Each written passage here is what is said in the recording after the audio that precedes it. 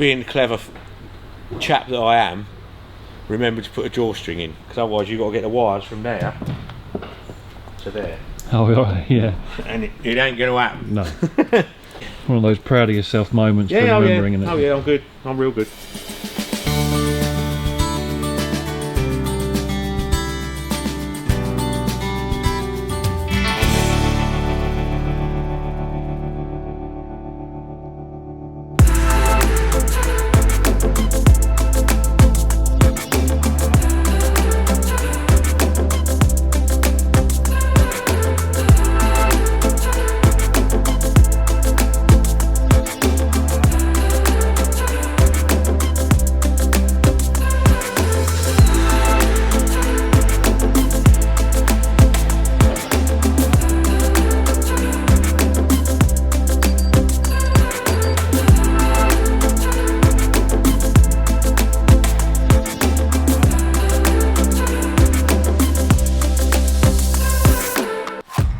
So what car you got here, Ash, and what's your diagnosis, Doctor? It's a 1957 Ford Ranchero. It's had a generic wiring loom fitted, like a 20 circuit, but it was all just bodged up, so I've taken everything out and just start again, because it would have basically caught on fire in the end. So just get it all neat and tidy for him. Like there was wires everywhere, so I've had to take everything out. Is it running at all? It has had it running, but it isn't running when we got it. No. So it all needs doing as such. And the first step is that wiring? Yeah, just get it all neat and tidy, so we know what's going on. How long does it normally take to rip it out and rewire? If it's a standard loom, not very long at all, but this isn't standard, so I've got to just trace back everything. Like I've just traced all of those back. That's all for your lighting switch, your ignition switch, which has only got to go from there to there. But there's that much there, you know, so you've got to push it all through, and then you know what length of wire you can cut back to. Is there anything like technically wrong with leaving the wiring long? Not really, but you just want to get it as neat as you can, you know what I mean? Normally your indicators on your switch, normally your indicator just has one wire out, and then it splits to the front and rear. Okay. So left hand will come out as one wire, then go front and rear. Yeah. On a splitter block. Well, this has got two wires coming out for each, so it doesn't split as such. So I'll have two left hands and two right hands by the looks of things. Taking it that the blues are feeding, I can't see. One of them should be earth for the horn. Have we got earth there?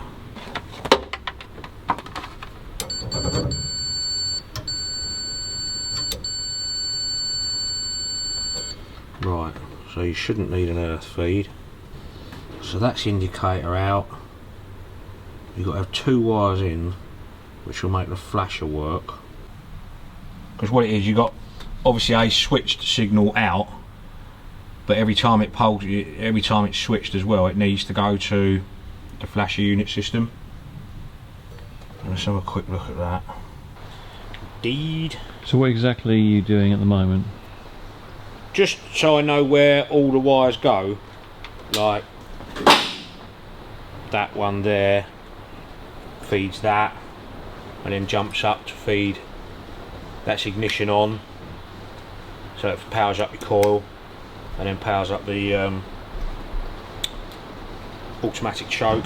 But obviously that wire's too short, you can see where it's been cut and joined, so I've got loads of wires I can cut out so I can make them all the right colour and cut and join them all. If you want it all routed neatly, you know. Yeah.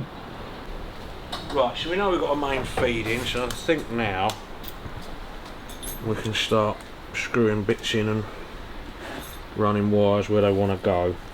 So the idea is to get all of this block screwed in, yeah? Because that's every wire apart from that lot, which I think are all pretty much redundant. There might be the two brake ones actually. Yeah, that one's brake, so they've got to go back out the top. So that's brake, that's battery fused.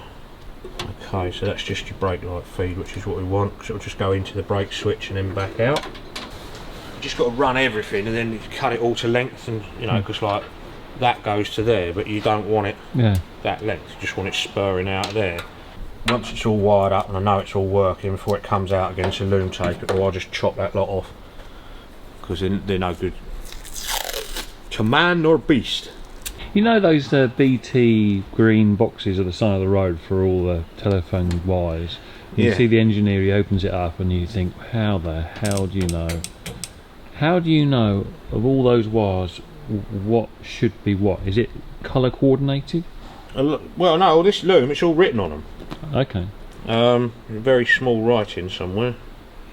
Yeah, look, ignition feed. But that isn't an ignition feed, they've wired it up back to front. So you've got your main power feed, your ignition switch, and that's a power out. But it's fused. See, I know that that's the horn supply, that's your horn relay. So all you have is power in to the horn relay. That horn relay won't fire until you earth it.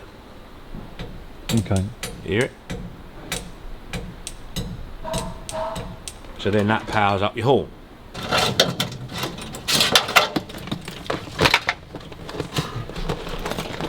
Technical shit this is. Right, I'm happy with the fuse box to go there. It's not in the way of anything. So we'll leave that there for a moment.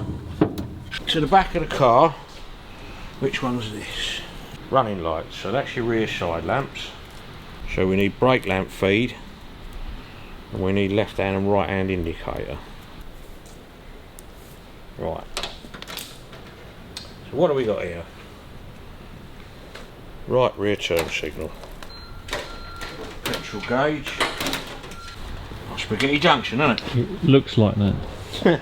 Third brake light. I don't need that at the moment. Left rear turn. And how do they route from the out? They go along. You just have to clip them here. What they had originally was do you remember like the Buick door sill things? They're as such. They'd almost fit in there, and your wiring just runs underneath that. Oh, okay, I got it. If he wants Buick written on his Ford, really, doesn't it? Yeah, exactly. Being the clever chap that I am, remember to put a drawstring in, because otherwise you've got to get the wires from there to there. Oh, yeah. And it ain't going to happen. No. One of those proud of yourself moments for remembering it. Oh yeah, I'm good. I'm real good. All of this tape comes off. I'm just getting it so I've got it where I want it to go, yeah? Yeah. I'll have to speak to Robin actually, because I don't know how he had it wired. Because you haven't got indicators as such, see the back lights. Obviously on side lamps they're on dull, yeah? Yeah. Brake lamps they're on bright. Yeah. But when you do, if you're indicating with your foot brake on, Yeah. the brake light goes out. Okay. And just the indicator flash, or the brake lamp flashes. I can't remember how to wire it. I'll have to have a look. So it's one light does all. Yeah, basically. I mean, I know the British cars have a relay, but I don't know how these work. So I'll have to have a look on wiring diagram. My mate Martin's got one of these, so he's got a workshop manual. I can have a look on the wiring diagram. But worst case scenario, there's more than enough wires here to do it. So. See, these only just reach the back, so that there is basically how much wire was curled up underneath the dashboard. About another 6 foot. Best to have too much than too little. He'd cry now if he saw his car. Rip the whole dash out of it. It's got to get worse before it gets better. Yeah, it's a nice original rev counter he's got there. Nice bit of kit, period.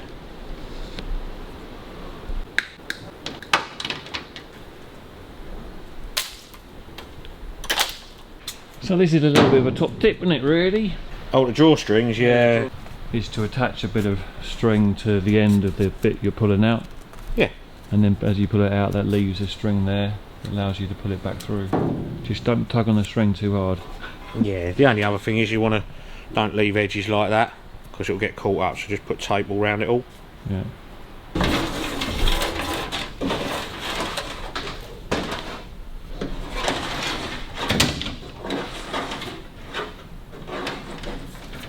all the rear wiring. This is for the tow bar, which we'll worry about that later. Right, so I know that when I pull that through again, I want to be the other side of the bonnet catchlet. That's wrong. Should be on the inside, so when that's screwed up, it can't reach anything, yeah? Okay. Right, so that's the horn relay, that just goes to earth. That's that done. Don't quite know how they managed it, but that lot was just to make the windscreen wipers work. Wow. Yeah. Over the top, huh? We don't normally have relays on them, so I don't know why it's been relayed, but we can use them for the heater fan anyway. What's the relay then? What it is, it's something that takes current from a separate source. Okay. So you're getting a direct feed from the battery power, yeah, but it isn't running through a manual switch.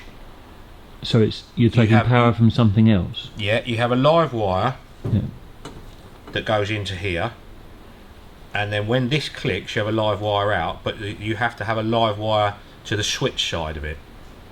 So basically what it does, it takes power straight from the battery as opposed to running a heavy draw of amps through a switch. Okay. So you've got a very minuscule draw of amps, which then clicks the relay, which can handle the draw of amps through it. Okay. It might be a bit excessive somewhat again, I think. This is for headlamps. So you have headlamp in, which is the yellow wire I've got there. Then you have headlamp out, dip beam, headlamp out, main beam. Okay. You know that's main beam, so it's got the smaller light on it for your main beam indicator light. It should go to that bulb there. Ta-da! Got to undo the yellow feed wire because it was all tangled up around everything. These have been joined, so that will go to the left-hand headlamp, feed the left-hand headlamp, and then go across to the right-hand headlamp. But at the moment I'm just going to cut them off out of the way because I'll do it a bit neater than that. Okay. So now I know that goes in there. See, this is the one I don't understand. I've got that down as alternator, so we'll tape him into there for a moment. I can always chop him out at the other end. Because normally what happens is you put your charge warning lamp, it's picked up live off the back of the ignition switch, okay, through a bulb, out of the bulb to there, and then when that fires, when it starts and starts charging, it earths it out and turns the light out. Or no, it is earthed out and then it turns the light out when it isn't. So now that's my rear loom, that's fine. All of that lot, I've now got to re-splice all of that lighting switch, all of the ignition switch, and all the wires that jump over to everything on the dashboard. Yeah. So they're all in one nice neat bundle. I can take out all my trip wires out of there, the ones that are spare, but I want to wire everything up and make sure everything works before I attach back in and loom tape it all and blah blah blah blah blah. Okay. Not worried about the ends being too long and things like that. I just need to run through each circuit and check it. And then I can put all the dashboard back in. Once all that's back in, then it's get the front wings from Robin and the front panels and line all the panel work. Get it running first. Line all the panel work up, and then that's it. The rest of it's not in my remit.